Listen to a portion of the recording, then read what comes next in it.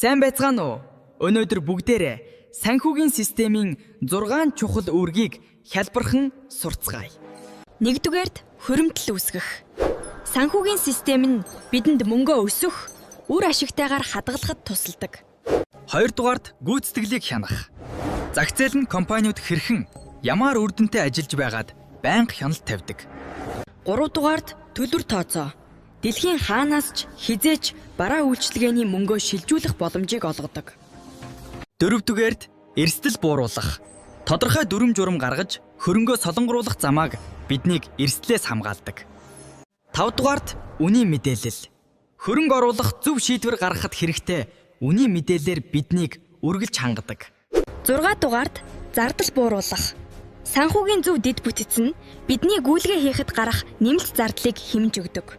Эдгээр 6 үүрэг нь эдийн засгийн эрүүл байлгаж бидний амьдралыг хялбар болгодог. Анхаарал хандуулсанд баярлалаа.